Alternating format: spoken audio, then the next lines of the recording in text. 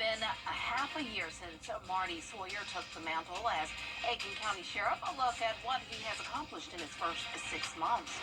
Also ahead, Augusta city leaders have released their project recommendations. What's on the top of their priority list?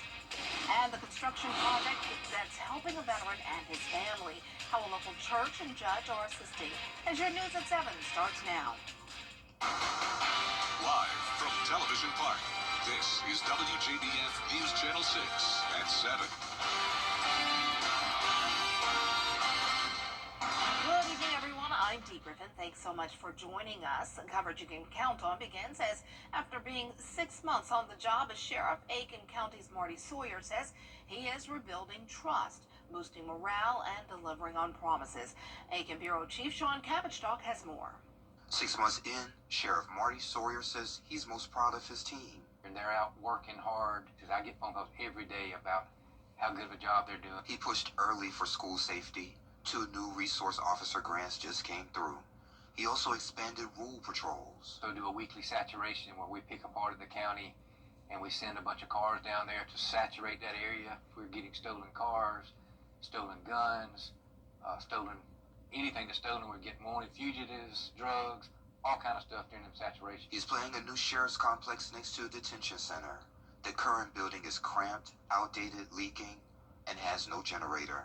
Some areas have no air conditioning. We have 3 or 4 divisions that have offices in jail cells where the prisoners used to stay before the new jail was built. When the power goes out, phones, cameras, and computers shut down.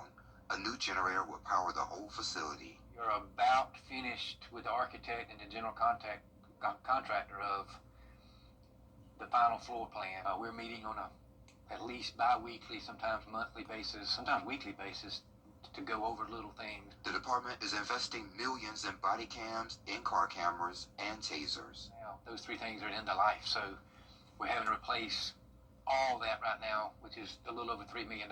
He's prioritizing community outreach, from Coffee with a Cop to National Night Out. A new foundation will support youth scholarships and deputies in need. Sawyer says crime prevention starts early. That's what it's going to take, is catching these kids early. And parents have to take responsibility for raising their own kids. It's not my job to raise your kids. I will help you with that by having programs for them to come to. But parents have to accept some responsibility also. In Aiken County, I'm Aiken Bureau Chief Sean Cabbage-Stock, WJBF News Channel 6. The South Carolina Attorney General says organized crime is happening right inside state prisons because of contraband cell phones. DJ and Matt, well, it's time now for a first look at our weather, and Chief Meteorologist Jenna Petracci joins us now, and the storms look like they're still out there. Yeah, definitely still some thunderstorm activity, Dee, but luckily not as bad or severe as it was earlier. We're actually not under any warnings at this time. We do still have some areas seeing some flood advisories, but those will soon expire. And I'm keeping an eye on some of these storms in our northern counties. We definitely have some heavy rain and lightning, and these storms are very stationary, so that's what's leading to some of the flooding concerns today. We've been seeing that in parts of Saluda County and over towards Lexington County. We have that flash flood warning that'll expire shortly, and then same story down into Barnwell and Allendale counties. Actually look like that one did now expire. A couple lightning strikes over in Bamberg County, and then more widespread rain with some brief heavy downpours here and there. Parts of Screven, Jenkins, Emmanuel, and Berber County. You can see over the past 3 hours alone, we've picked up on around 2.5 to 3.5 inches of rain in some of these areas, seeing the yellow pockets. So it's not a widespread or major flood threat for us tonight, but some isolated locations, especially in poor drainage and low-lying areas. That's where we could be seeing some of that flooding. Our Terry Lambert Hyundai Skyview cam definitely showing some damp roadways here over in Aiken. They had a severe storm warning earlier with some hail reported and some trees down in Aiken County. Our current temperatures are in the low 70s through low 80s. We're at 73 in Augusta, but check out Crawfordville, still at 86, and 87 in Lincolnton, and even 89 in Washington. And that's where the heat index is still into the upper 90s in some spots. So you can tell where it's been drier today compared to the places that saw all of the rain. And now we have that rain-cooled air because of it. So the winds are still breezy as well. We're seeing gusts up to around 23 in Saluda, 20 in Augusta. And then those areas that do see some of those stronger storms develop could see gusts higher than that. But overall, our threat of severe weather is diminishing as we get later into the evening tonight. But another chance of severe weather for Thursday, and those rain chances will continue into the weekend with a very summer-like pattern on tap. I'll have more details coming up in the full forecast, but back to you, Dee. All right, thanks so much. We'll see you then.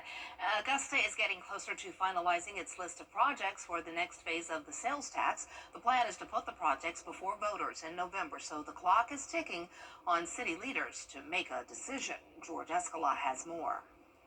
There are a lot of wants for sales tax money, more than $1 billion in requests. The administrator recommending on what projects should make the cut. And I've trimmed it down to give us a starting point to discuss with the governing body to $426 million. But of course, again, that is a large ask as well. Allen's recommendations include $65 million for a new jail pod, $110 million in roads and drainage work, and $65 million for quality of life projects. We need to look at renovating the park so that our citizens can have something they're proud of. Commissioners are planning another sales tax work session. Allen expects her recommendations to be cut back, but other commissioners don't see the need. We've been kicking the can down the road on a lot of major improvements over the last few decades. I think this package could get us to a better place. So I don't think it's too large. I think it's a good investment. Commissioners saying the package should not include any partially funded projects. The last thing we need to do, again, is to ask these taxpayers, citizens, for money, and they don't see anything come out of it.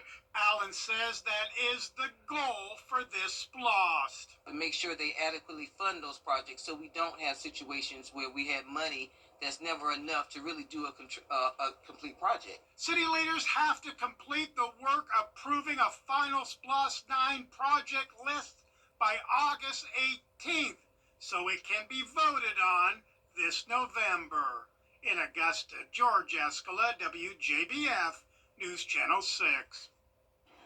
A new mental health center is open in Augusta. The Lamar Wellness Center near the Turpin Hill neighborhood is offering care for our underserved population. Mental health has been an ongoing concern in our community, and this new center is a way for people to get the help they need. The anxieties and the depressions and the sexual trauma, the traumas in their life, the marital issues, the relationship issues.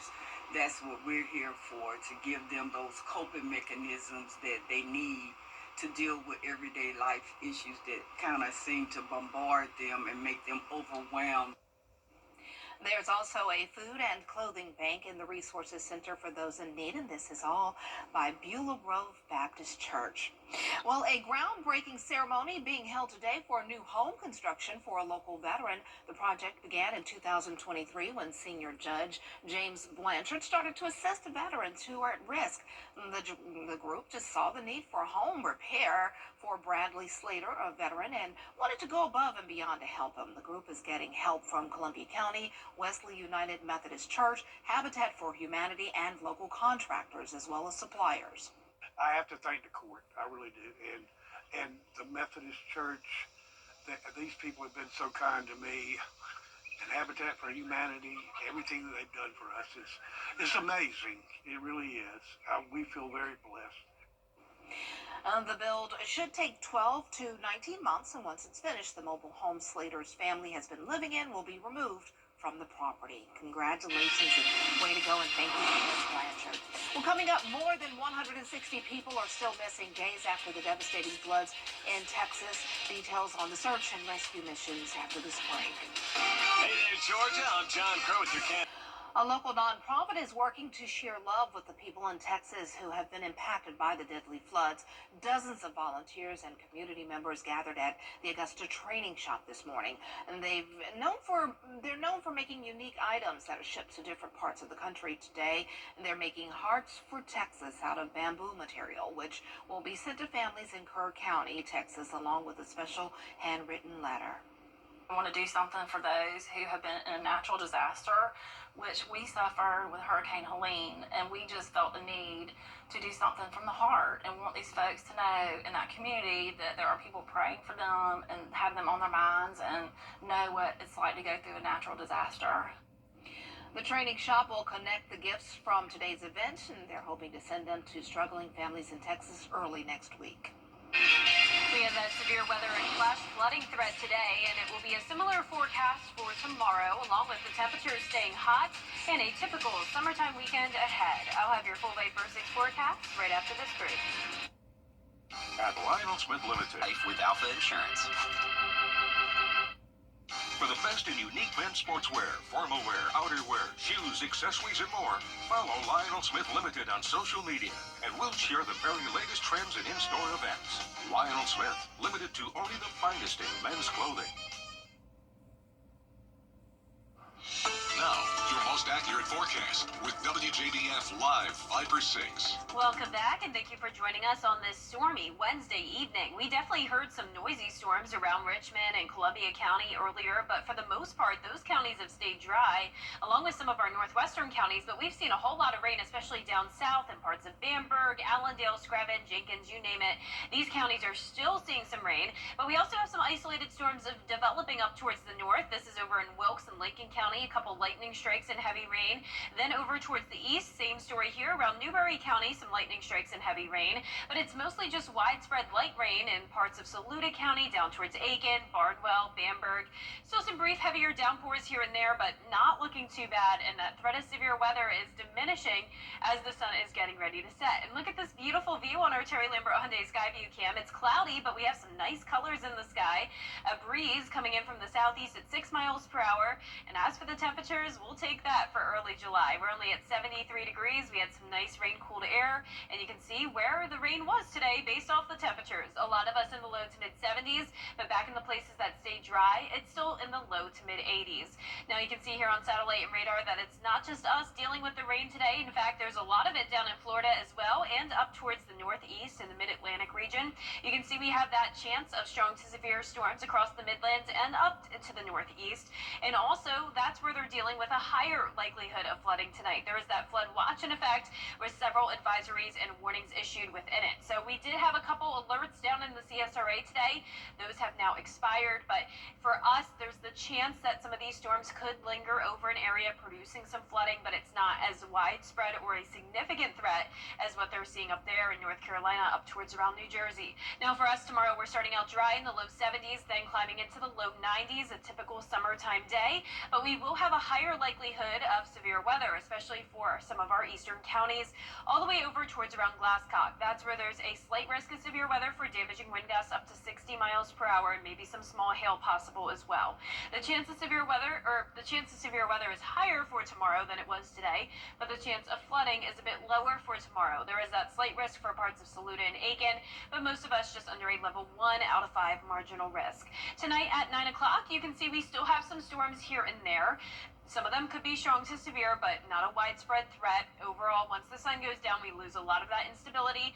We'll have a dry start to our Thursday with some patchy fog and cloud cover, and then as we go into the afternoon, some additional showers and storms will start to fire up, and you can tell by the way some of these cells are looking that it is indicating the possibility of maybe some of those damaging wind gusts, maybe even downburst winds that would be very localized, heavy downpours where it looks like the bottom is falling out, and that's very typical in the summertime, so that'll be the case for us on Thursday. Our low temperatures tonight will be in the low 70s, highs tomorrow in the low 90s, overall near average. And your 10-day forecast is showing us heat up to 96 degrees on Sunday and Monday, and we'll continue to see around a 30 to 50% chance of rain next week. And we'll be right back.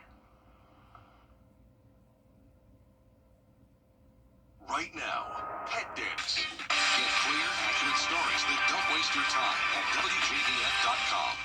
The WJBF Live Viper 6 Skyview Network is sponsored by Terry Lambert Hyundai. Low prices, big selection, and committed to quality customer service. Mattel, the maker of Barbie, has released a doll with type 1 diabetes. The company saying they want all kids to see themselves in the dolls they love. Rena Roy has the story. With an insulin pump and glucose monitor, the newest Barbie from Mattel hitting the shelves. The first ever doll with type 1 diabetes, a chronic autoimmune condition that causes the pancreas to make very little insulin or none at all. And my reaction was an applause. I take care of a lot of patients who both play with dolls like Barbies and a lot of kids who have type 1 diabetes. And when toys come out and they are representative of people who play with them, not only with how they look and the shape of the dolls, but with medical conditions, what it does is it normalizes a very important conversation. It shows that we are different. Barbie's blue polka dot dress, the global symbol of diabetes awareness. More than 1 million people live with insulin-dependent type 1 diabetes, including Rachel White, a high school tennis player who testified today at a Senate hearing called A Future Without Type 1 Diabetes. Having low blood sugar can make me feel dizzy, unfocused, and there's a risk of passing out. While most players think about winning the next point, I have to think, am I crashing? Do I need juice? Did I take too much insulin? These are children who need lifelong blood sugar monitoring. They need lifelong insulin replacement. So you can imagine, for a growing teen, a kid, this is a lot to manage. White says she was diagnosed at the age of 11. My life, as I knew it, was suddenly and completely different. At 11 years old, I had to learn how to manage a disease that has no cure and never takes a day off. That was the scary part. These teens calling for more federal funding and research into the lifelong disease with no cure. The burden placed on families dealing with type 1 is often invisible and often overlooked. I never want a young girl to think she can't play sports because of her insulin pump. I never want a family to skip doses or ration supplies because of costs. Everyone living with type 1 diabetes deserves the chance to thrive. There are also Barbies in wheelchairs, others with prosthetic limbs and with Down syndrome. Mattel saying they want to ensure all kinds of kids can see themselves in the dolls that they love. Rena Roy, ABC News, New York.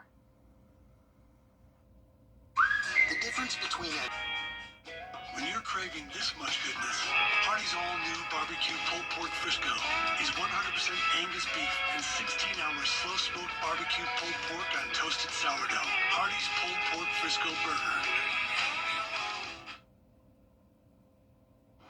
Have you ever wondered what's good to eat at the International Space Station? I haven't, but apparently it's tortillas. NASA says more than 3,100 tortillas were eaten by crew members last year. They say they're a favorite in space because they don't take up much room or make a mess. Special packaging gives them an 18-month shelf life. When planning meals, NASA needs to consider the ease of consumption, nutritional value, and how the food will function in the unique microgravity environment. So I can see a tortilla. Yeah, I mean, tortillas are great, but I mean, if it's not like loaded up with all the taco stuff on it, then not as great. I have to have mine with cheese. So I wonder, how do they do the cheese? Do they do it shredded, or do they have to just cut it up and put it like on squares on the tortilla? Because I'm sure the tortilla is rolling, flying around in gravity. You know, it's you gotta catch it. Do you catch the cheese? Yeah, you catching all your taco ingredients? Yeah. I mean, I'm thinking they just eat plain tortillas. I don't think they even have the luxury of cheese. Well, do they have meat? Does the meat just fly around and you gotta catch your meat and put it on your tortilla? I got so many questions. Yeah, I do. And I have never wanted to know what they ate, but now that we're talking about it, I'm like, I have all these questions. You're just grabbing your meat over here. I want them to have a nice full taco. Yeah, full the full taco. thing, but I have a feeling it's not that good, Dee. So one day maybe we'll try it. Well, our 10-day forecast is showing some pretty decent weather. It's going to be very hot, though. We're going to be in the mid-90s, and we do have those chances of showers and storms, but, you know, it's summertime. And if you ever go up in space, let us know, how do you eat stuff. Good night.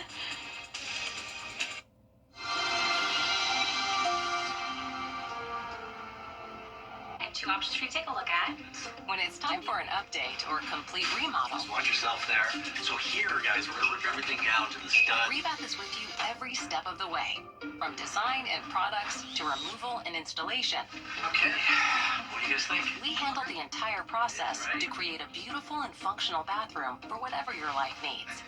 Rebath, with you every step of the way. Call us or visit rebath.com and save $1,000 off your complete bathroom remodel. At Calvin Smith